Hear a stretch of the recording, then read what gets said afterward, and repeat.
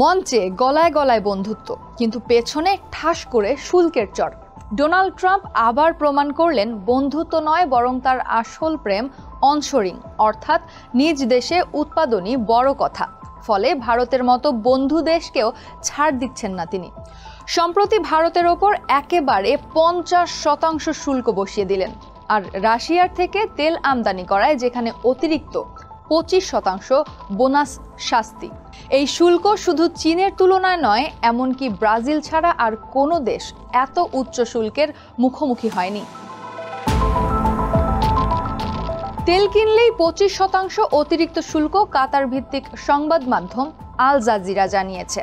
Russia থেকে আমদানি করা তেলের কারণে 6 আগস্ট ভারতীয় পণ্যের ওপর আরো 25% শুল্ক বসিয়েছে Trump. Walton is a global brand. World class innovation নিয়ে ওয়ালটন এখন দেশের সীমানা পেরিয়ে পৌঁছে গিয়েছে 50টিরও বেশি দেশে। ওয়ালটন, ঘরে ঘরে বিশ্বজুড়ে। এতে মোট শুল্ক দাঁড়িয়েছে 50%। অথচ ভারত প্রথম দিকেই যুক্তরাষ্ট্রের সঙ্গে বাণিজ্য আলোচনা শুরু করেছিল। মজার ব্যাপার হচ্ছে, মোদি ট্রাম্প এতদিন একে অপরকে মাই ফ্রেন্ড বলতেন, হাত ধরতেন, আলিঙ্গন করতেন। এখন সেই বন্ধুত্বের ফসল 2 হাতে উচ্চ শুল্ক। গত বছর ভারত যুক্তরাষ্ট্রের দ্বিপাক্ষিক বাণিজ্যের পরিমাণ ছিল $212 বিলিয়ন, যেখানে ভারতের ঘাটতি ছিল $46 বিলিয়ন। মোদি এই বাণিজ্যকে 500 বিলিয়নে নিয়ে যেতে চেয়েছিলেন, কিন্তু আলোচনায় মতবিরোধ দেখা দেয়। বার্তা সংস্থা রয়টার্স জানিয়েছে, শুল্ক আলোচনার অংশ হিসেবে নয়াদিল্লি কিছু মার্কিন পণ্যের ওপর শুল্ক কমাতে চাইলেও কৃষি ও দুগ্ধজাত পণ্য থেকে শুল্ক সরাতে অস্বীকৃতি জানায়। কারণ এই খাতগুলো ভারতের দরিদ্র জনগোষ্ঠীর জন্য অত্যন্ত গুরুত্বপূর্ণ। ফলে আলোচনা ভেঙে পড়ে। ট্রাম্প এতে ক্ষুব্ধ হয়ে ভারতকে মৃত অর্থনীতি বলে অভিহিত করেন এবং রাশিয়া থেকে অস্ত্র ও তেল কেনার জন্য নয়াদিল্লিকে শাস্তি দেওয়ার হুমকিও দেন। এখানেই শেষ নয়। মে মাসে ভারত ও পাকিস্তানের মধ্যে সংঘর্ষের সময় ট্রাম্প বারবার দাবি করেন তিনি যুদ্ধবিরতিতে মধ্যস্থতা করেছিলেন, কিন্তু ভারত তা অস্বীকার করে। এই পরিস্থিতিতে ভারত কৌশলগতভাবে জটিল অবস্থায় পড়েছে। একদিকে রাশিয়া, অন্যদিকে যুক্তরাষ্ট্র। নিউ ইয়র্কের এশিয়া সোসাইটি পলিসি ইনস্টিটিউটের গবেষক ফারওয়া আমের বলেন, এটি ভারতের পররাষ্ট্রনীতির একটি বড় পরীক্ষা।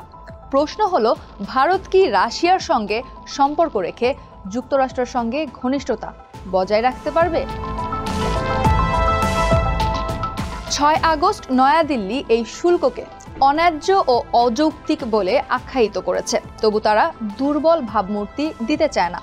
ভারত সরকারের ভাষ্য অনুযায়ী রাশিয়ার কাছ থেকে তেল আমদানি তাদের 1.4 বিলিয়ন জনসংখ্যার দেশের জ্বালানি চাহিদা মেটাতে প্রয়োজন। ফারওয়া আমের বলেন, ভারতের বিশ্বে একটি নির্দিষ্ট অবস্থান রয়েছে, মোদিরও রয়েছে আন্তর্জাতিক মর্যাদা, তাই তারা জাতীয় স্বার্থকেই গুরুত্ব দেবে। জাতীয় নিরাপত্তাই তাদের পররাষ্ট্রনীতিকে চালিত করছে। বিশ্লেষকরা মনে করছেন, ট্রাম্পের হঠাৎ এই কঠোর শুল্ক নীতির ওপর ভবিষ্যতে এর কিছু পরিবর্তন দেখা যেতে পারে। তার মতে, মোদির মতো শক্তিশালী নেতারা যে কোনো পরিস্থিতিতে পরিবর্তন আনতে পারেন। এদিকে ভারত নিজেও বিকল্প পথ খুঁজছে।